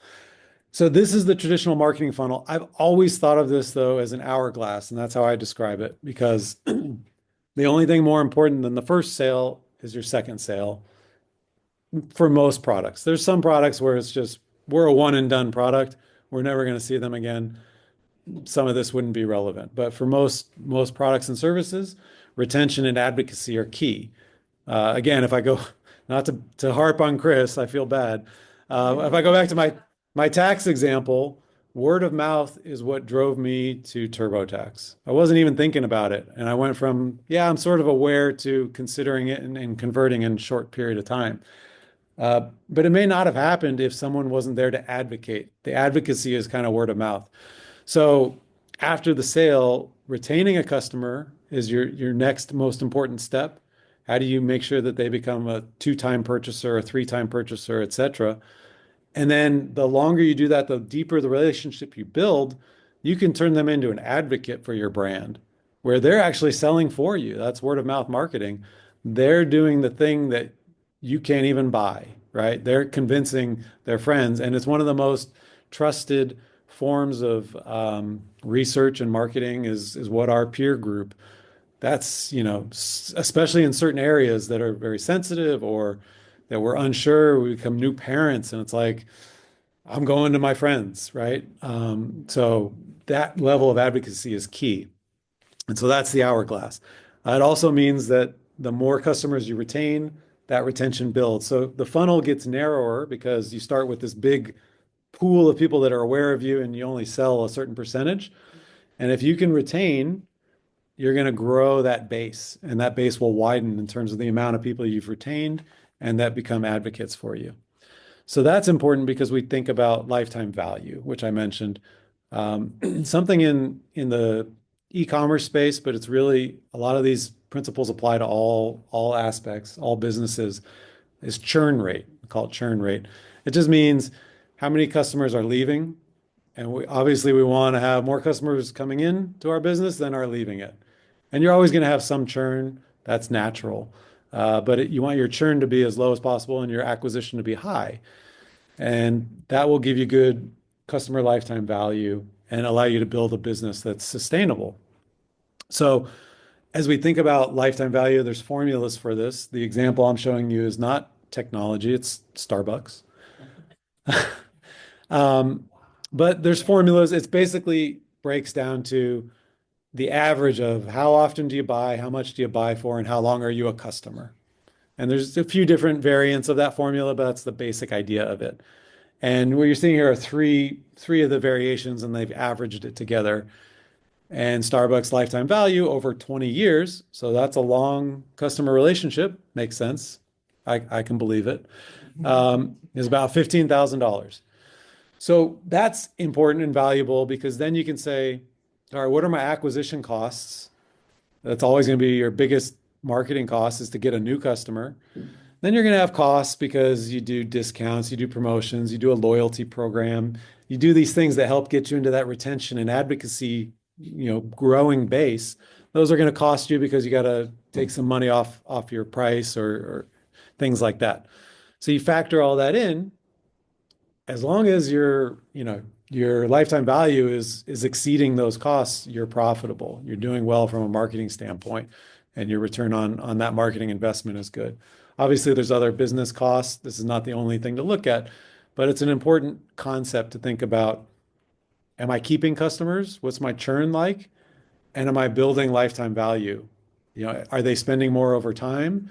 Uh, Typically, yes, they should be. Second purchase hopefully is more than the first purchase, and so on and so forth. So it's an important thing to look at and to consider. There's another funnel that's kind of fun. They call it the pirate funnel. Um, it's our It's basically the same thing, but sometimes it's helpful to have a more memorable acronym. This one is pretty memorable. What they've done here is they've taken interest and consideration and combined them into activation. To me, they're very distinct because when you're just in interest and you're in consideration mode, the content needs are different.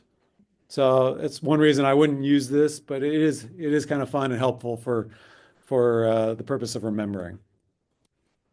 All right, so we talked a little bit. Chris had a question about journey. I mentioned the customer journey before. So the customer journey kind of maps onto this funnel or hourglass shape. All customers go through this, regardless of brand, regardless of product. Sometimes it's quick, like the pack of gum. This can happen in a minute or less, seconds. Or the car purchase, that could be months. So, this model here, even though it's the same for all sort of transactions, the timescales can be very different. But it also, so the customer journey becomes the content funnel or the content journey. So as we just change customer to content, we start seeing that at each stage of this funnel, our content needs to speak differently because you're thinking about different things at different parts of the funnel, whether you're in awareness or you're not even aware. So sometimes top of funnel activities and marketing are meant to build awareness and bring new people into that big pool at the top that's going to get whittled down. As we get to consideration, like I said, I might be comparing two options or three options. So to Brian's point earlier, I may want a document that helps compare, but also tells you why what my competitor is saying is actually not true and kind of undercuts them. So you start thinking about your content ideas here from a certain kind of customer journey stage. And then as we get deeper, we'll talk about platforms. Then you start breaking that content out and saying, well, this content makes more sense on this platform or that platform. But this is kind of the high level of where you think about what type of content will speak to my customers at different stages in the journey. Then you multiply that by personas. This gets a little bit big, right? So that's where I say we're not going to get to 100%. Sometimes it's about prioritizing. We had a conversation in the back. I'm sorry, I don't know you. I'm not remembering your name or don't know it. But what Jordan? Okay, Jordan and I were talking about how do we know which personas and which content? I've got 6 personas. Do I do all of them? And it's an individual choice for you in your day, for your business, etc. You may have 6 personas, and that can be a lot as you start looking at this and you multiply and stage. There's what 5, 6 stages here, 36, 36. The numbers get big, but you may find that this one point applies to all my customer personas. So I'm going to make sure we do something with that because that's gonna be top of funnel and build my awareness. But then really 2 personas are the most valuable because I either know it or I've done a lifetime value calculation, and I know that these 2 personas drive the most lifetime value. And we have it in my business selling extension cords. We have customers that come in and spend a lot. It's only about 10% of our customers, but they drive 40% of the revenue. So they punch above their weight. And then we have customers that don't spend a lot. They come in and buy once or twice. I need to speak to them both, but if I'm like figuring out where I'm going to spend a lot of time, it's going to be on the 10% because if I can improve by 25% there, that equates to a lot more growth than 25% at the low end. But I don't want to neglect the low end. So it's always that balance in figuring out your priorities. So there's no right answer there, but it is a way to think about this as the personas sort of grow. And then once we've thought about content and what those big buckets are, I recommend making a marketing system. So the marketing system, we align our content to a persona, we plan it out, and then where possible, we automate it. If we can take a computer and do the job that a person is doing as effectively, or even if it's not quite as effectively, but it's effective enough, and I can free that person up to do the really valuable selling work or whatever that one-to-one correlation is that doesn't scale, I should be doing that. I should try to find those opportunities. So that's really what creating a marketing system is about, um, is doing that. As we think about system, this was kind of a start. This is one of your worksheets. It's got customer, it's got content, and it's got the stages. So you can start to think about, awareness. Maybe somebody's scrolling social media. That's just, where's the customer at? Low awareness. What do I want?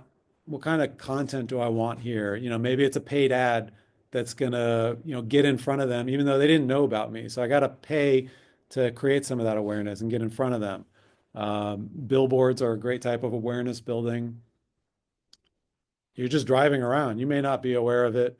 You may not know when the next movie is opening. Minecraft, do we know when it's opening? My daughter does. But we see a billboard and that helps create that initial awareness. Interest, we've already shown some interest, so now my content needs to change. What kind of content is that? We're getting into more SEO, my articles, maybe it's a blog. I need to understand what kinds of keywords are driving searches to my website, and there's tools for that. And then I'm tailoring my blog to include some of that and speak to those relevant queries so that I can start getting people, move them down the funnel. We're trying to move down the funnel and then expand the base. So that's how interest, consideration, and it just kind of keeps going down. So you have a worksheet for that. I'm sure you'll have questions, but we won't do a breakout on that just now for the sake of time. That's the alignment. We're aligning customer and content and stage. And then we move into the planning. So I have just two examples here of content calendars. There's lots of templates online. You can search for content calendar template. There's a few things I like in these two that I'll kind of highlight and point out. And then what I want to get to is some of the AI demonstration. AI can help you with a content calendar, and so that's something that I recommend.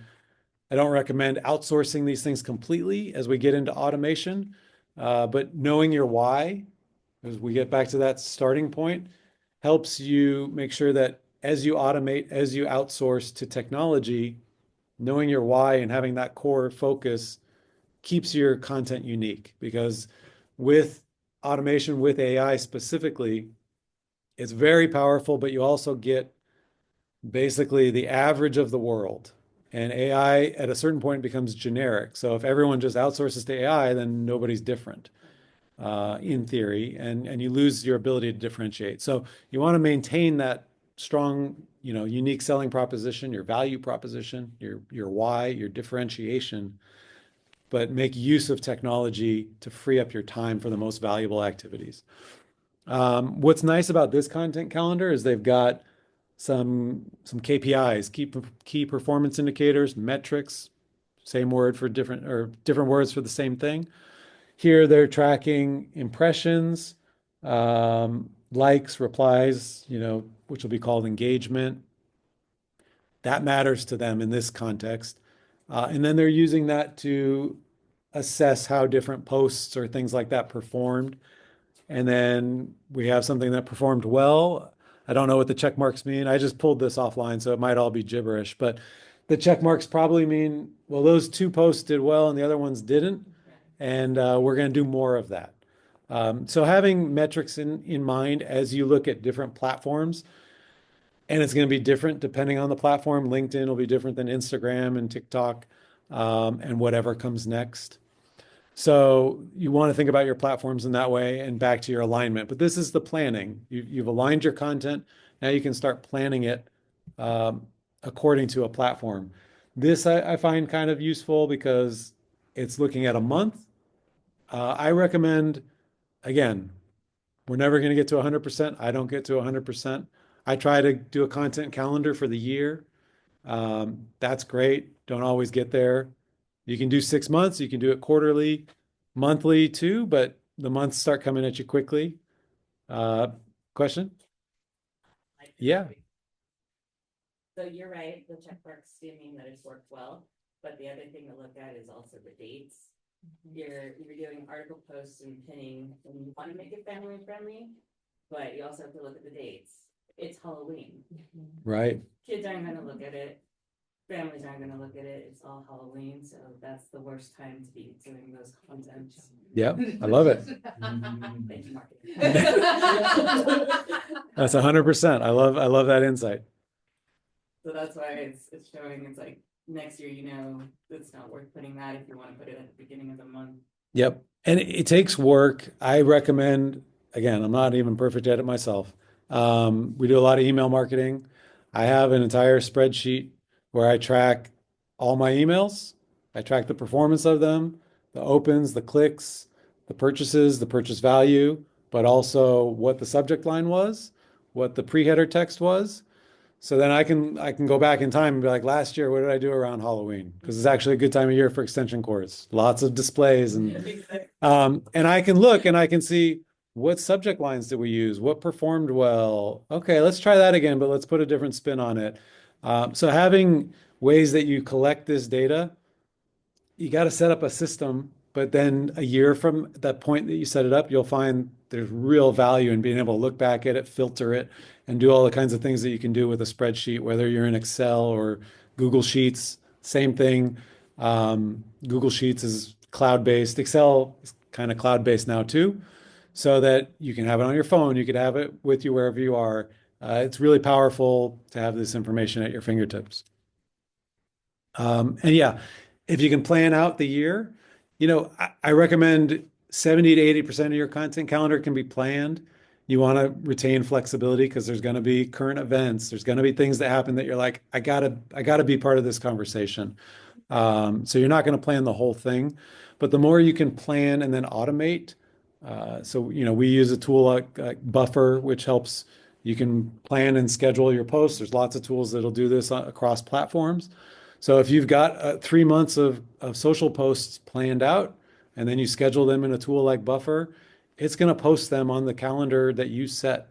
And now you don't have to worry about, I got to do that and I got to do this on different platforms and I got different logins. And that's all done because, yeah, it took time to set it up. But once it's configured, all that is automated for you. And that's saving you time to be able to respond in the moment when something crazy happens. I remember when the Super Bowl one year, the lights went out and Oreo had these great posts within 5 minutes of that happening about, I don't remember even what they said, but it was like cookies in the dark or something.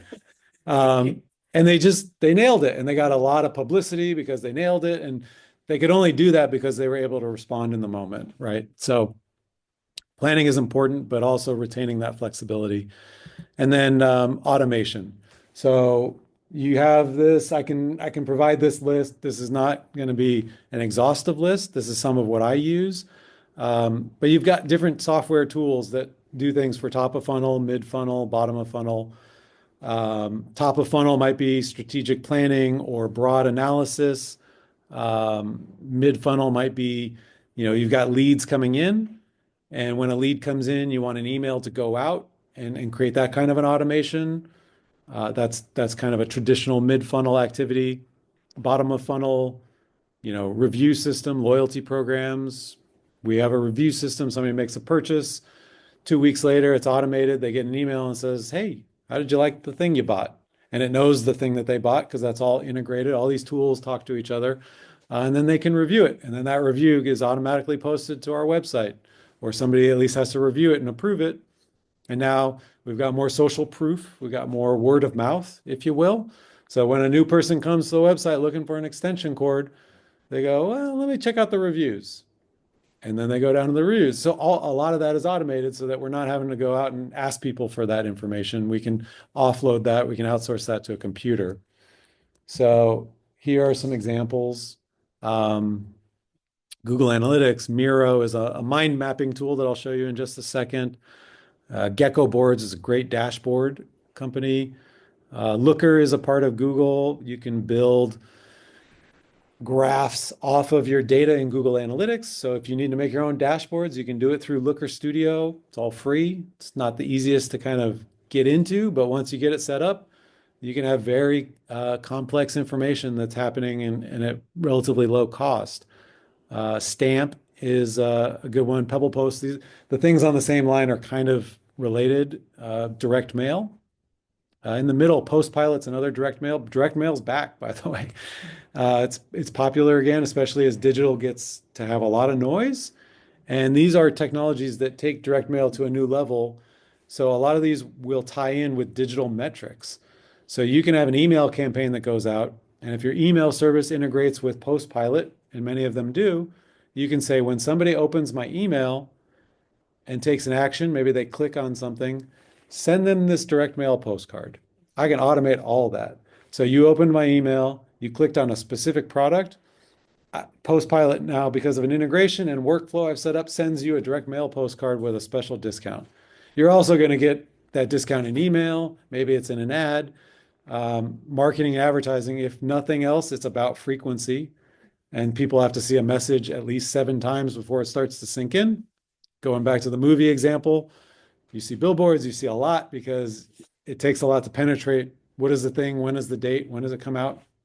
So frequency is important. So you don't want all these touch points to be the same channel all the time. A salesman calling you 7 times, you're like, why does this person keep calling me? But if they called you once and then you got a postcard and then you saw an email and maybe you saw something on social media, it just starts to become like an ambient thing and it's into your awareness. So that's how these tools and these integrations start kind of coming together. Really important as we get into all these tools, you have to make sure they're compatible and that one can talk to the other. So that's an important part of the puzzle as well. There's the marketing to be really effective and to really integrated and automated takes a lot of setup work.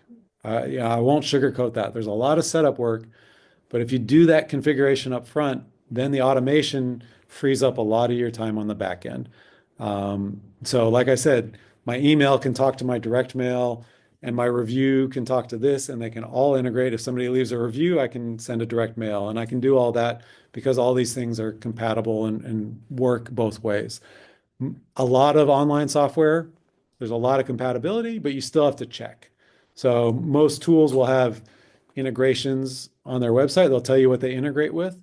And as you're kind of planning out your marketing system, and you've got maybe 2 or 3 options at each of these stages, then you can go in and say, okay, I want to use this, this, and this for these purposes. Do they talk to each other? And if they do, then great, go forward. You just don't want to get yourself into a position where you've put all your eggs in one basket and you find out, oh, that thing doesn't talk to this thing. There are still tools to fix that. I don't want to overload you with too many tools. Sometimes things just don't integrate. There's certain things that won't integrate. There's a service I use a lot called Zapier, Zap IER. So Zapier, and there's other tools like it. What Zapier does is it takes things that don't integrate and it will act as a middleman and it'll take the information from A and help you integrate it to B, even if A and B don't talk directly to each other. So there are some ways around that.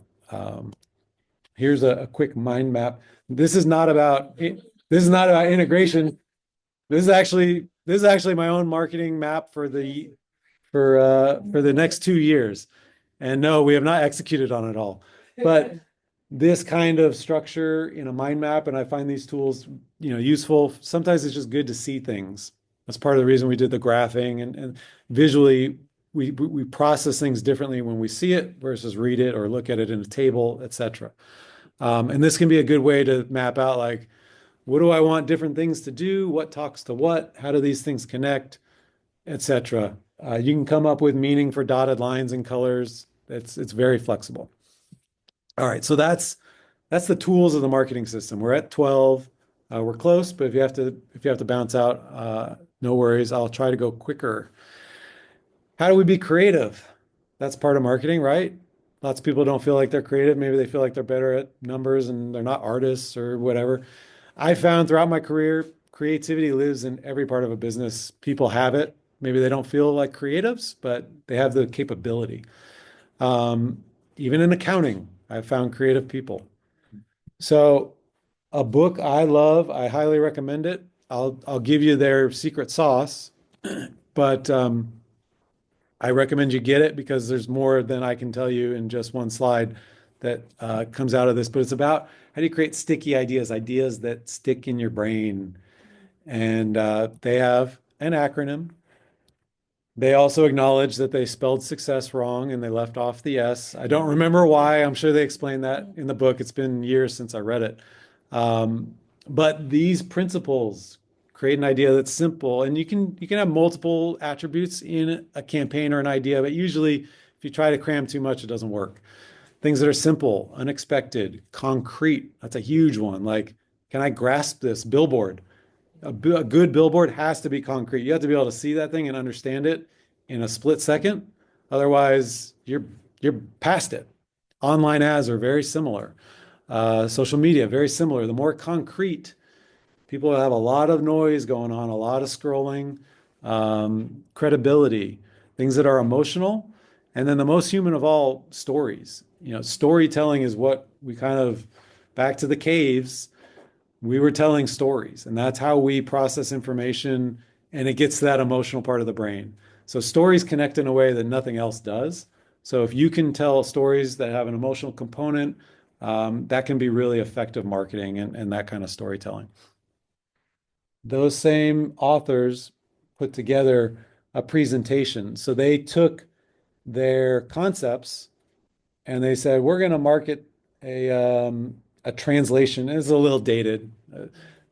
They're marketing Google Translate basically here, but they create a presentation deck here, and we can share the link. And they use those principles of simple ideas, unexpected, concrete, etc. So this is a great resource that can kind of bring their message to life, if you will. So that's how to create a marketing system, and the success acronym helps to kind of get your creative juices flowing and understand a process, which doesn't sound creative, for how you can be creative. And you know what? A lot of times I use process to help with creativity. I find it useful. And then the next three are about kind of where marketing, I call it the past. It's a little bit of the past and today, then where it is today and where it's going in the future. What's called marketing automation is a lot of this, what I've kind of been mentioning throughout, is using marketing and automating it to offload the burden you have, the workload on you. And so that can handle your leads, it can manage your content.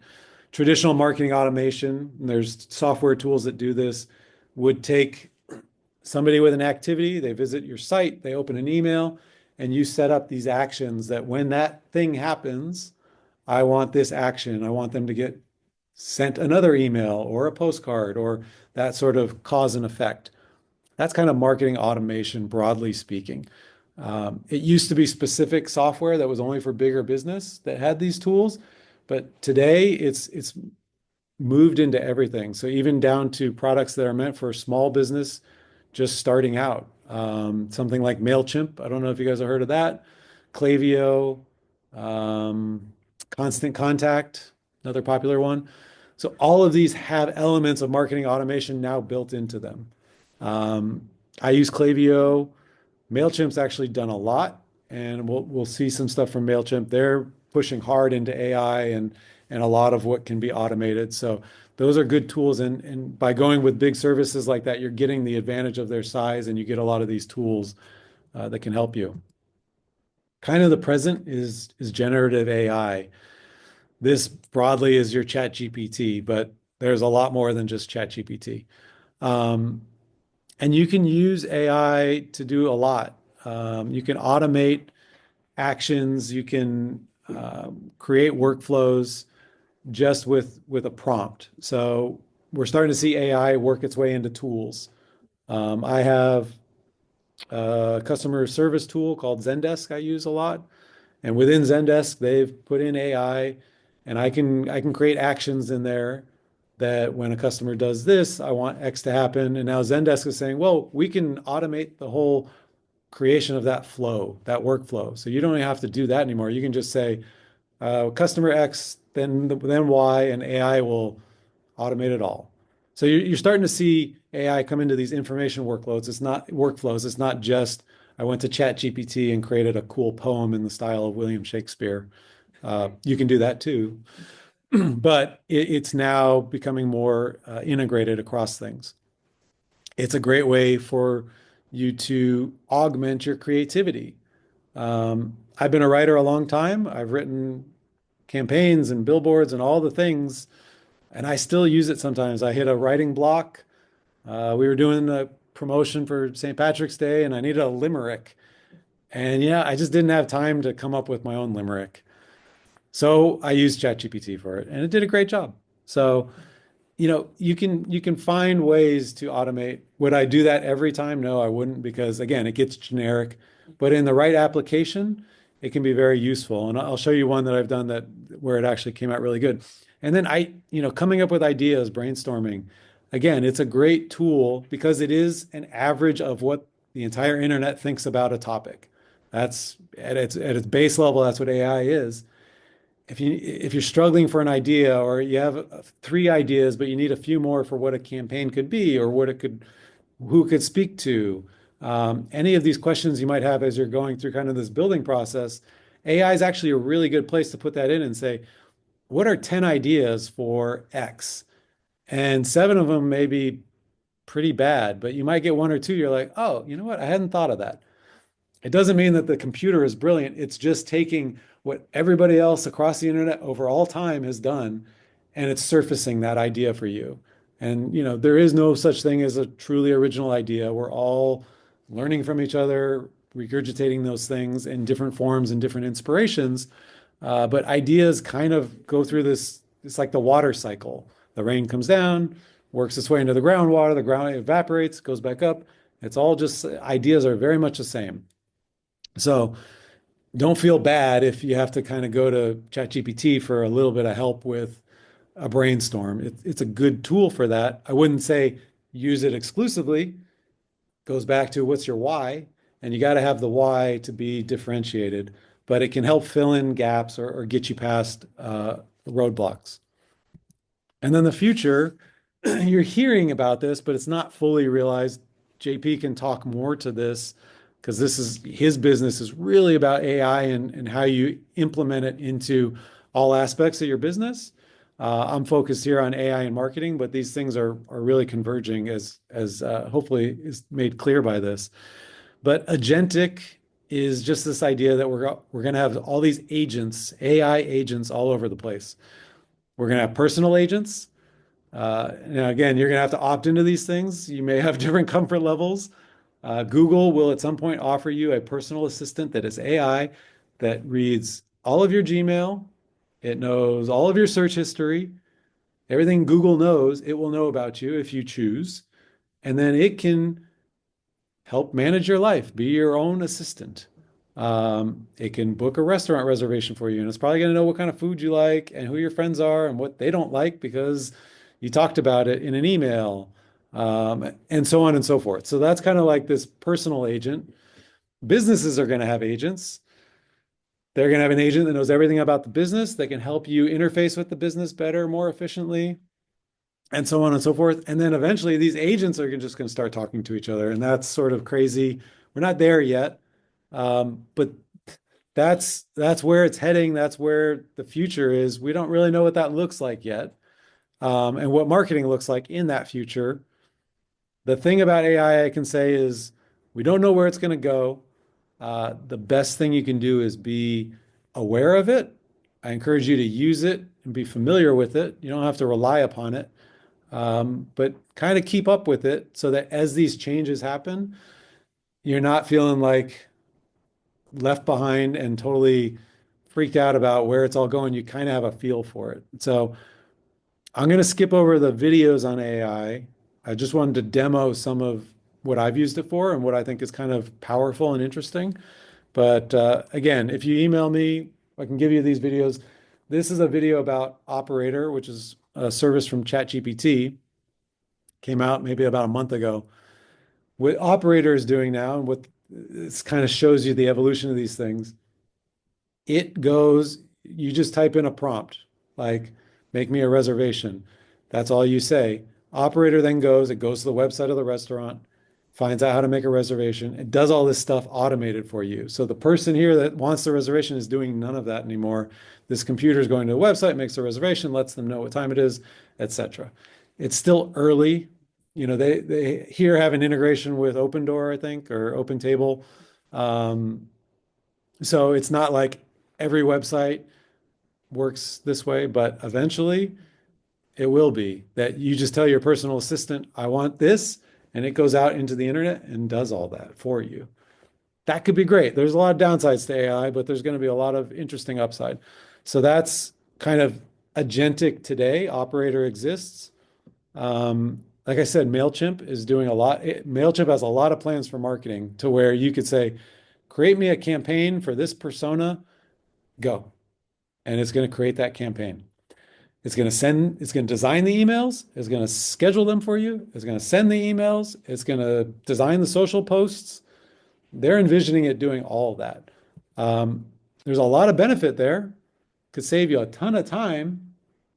But again, if everything is being done by AI, then everything becomes the same. So you have to find that balance. I recommend, seeing what MailChimp is envisioning. I listened to an interview with their CEO, and she was very big on where this was going. So it's interesting. All right, let me give you a quick demo.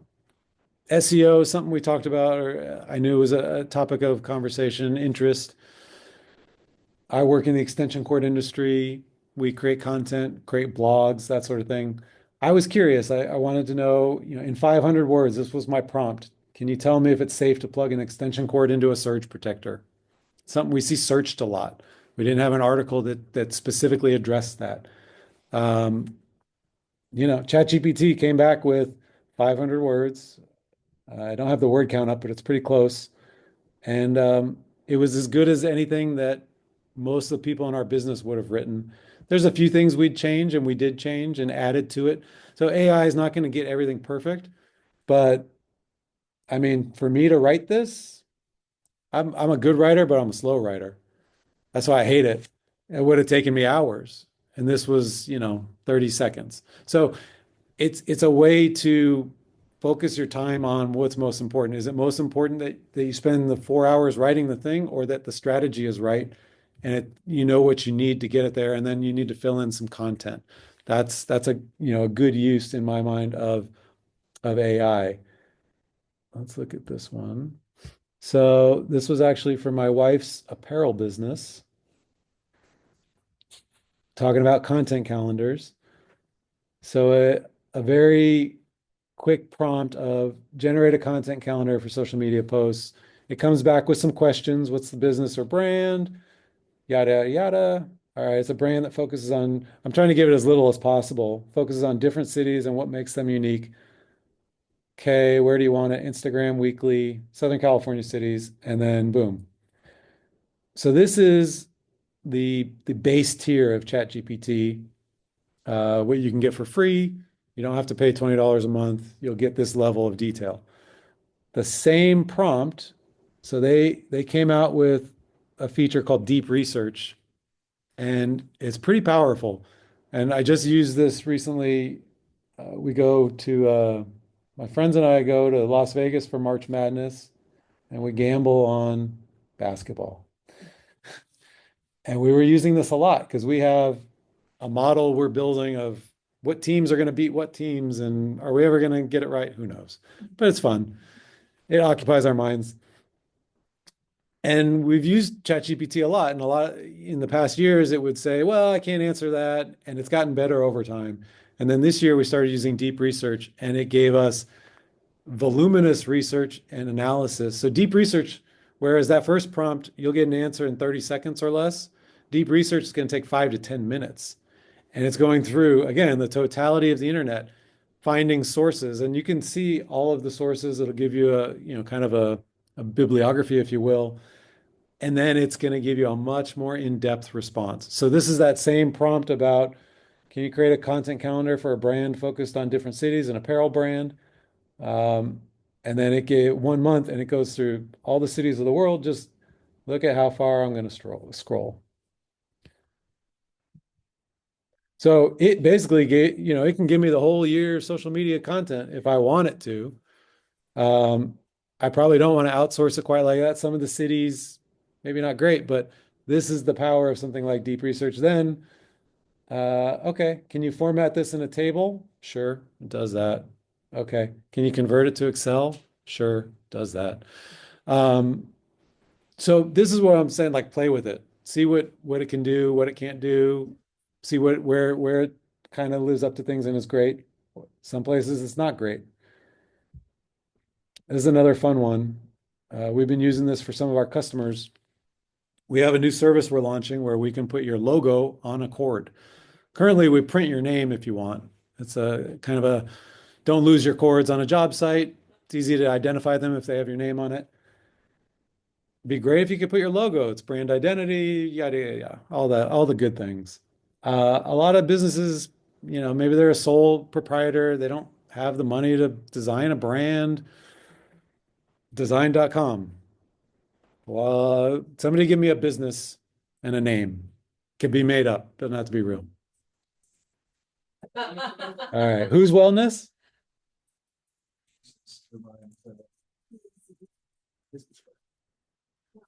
There's a space between, so la. Got it. La Paz. Got it. Logo came straight from this website. It's going to ask me what the business is about. It should.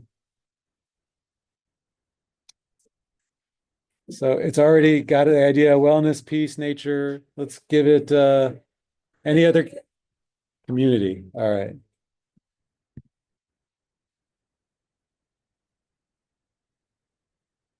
There we go. So now we've got, I think it usually comes back with about 10,000 results. That's a lot. You can filter over here. So let's just look at abstract ideas. Now, I find that a lot of them aren't great, but every once in a while I'm like, that's actually pretty good. It's not bad. It's as good as other things I see in the world. The hummingbird was nice. Let's say we want a mascot. Let's go to the mascot ones. Cool. Okay. So that's design.com. You may have seen GoDaddy has a thing called Arrow. They advertise a lot. So GoDaddy used to be you buy your website name, right? Now everything's moving to become the same thing. Now they'll build the website for you or allow you to build it. Arrow will design a brand for you. So now if you have a name, they'll get you the website, they'll design you a logo, they'll put that logo on the website, they'll even design the website for you. So Arrow is another version of this. And then this is Canva. I use Canva a lot. Canva is a great way for people that are not graphic designers to create things that are pretty good. I still have a graphic designer that I use a lot, but she even uses Canva and AI. So sometimes there's an image we can't find. We use a lot of royalty-free stock imagery.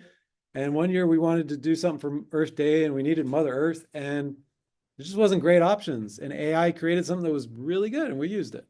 So what I did below here, just as seed, was a lumberjack in a forest of Lorax trees with a candy cane axe. And it did a pretty decent job. And then let's go into one. So you can edit this, but then I can even go in further once I've started editing it. And I said, make the axe out of wood. And it changed just the axe and it made it into wood.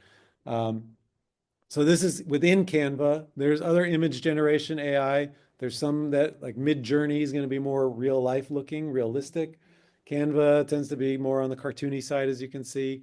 But again, these are all tools to help you get to a place where you can save yourself time to focus on your why. It's easy to get distracted by the tools and they're great, but the real benefit from a marketing standpoint is how do I use these to get to a better why and put my time and effort into that. So as I mentioned, I'm happy to be a resource. I know JP is. His business. First, I want to thank both JP and Chris. They've been great. I've never worked with Chris, as evidenced by my TurboTax story. I told him he has the opportunity to win me back, though, to his side. But if his dedication is any evidence in putting this event together and what we've been working together on, I know he's probably a great CPA and a good resource. And then JP, we go way back. We've known each other a long time. And what he's doing in AI and helping businesses understand how to integrate and implement AI across, this is just marketing, but there's human resources, there's word processing and productivity tools, there's ERPs, all of these things that help a business function have AI components. And that's kind of like his specialty, is figuring out how that all works together. I'm hoping you're able to take away some of these points here. That was the goal. The principles of marketing, how we define our market, our customer, and then a little bit of how we can execute upon that and how we can kind of deal with AI as that future unfolds right before our eyes and faster every day. And with that, I'm happy to take some questions. I think JP as well, because we speak to different areas of sort of the AI landscape. But it's 12:30. Hopefully we didn't take too much of your time. And I really appreciate everyone coming out and your participation in the worksheets. I hope you find value and you can take that back. And again, today is not about the answer, but it's about the process and sort of getting back to slide one. What's your why? And everything can kind of build and unfold from there. So thank you.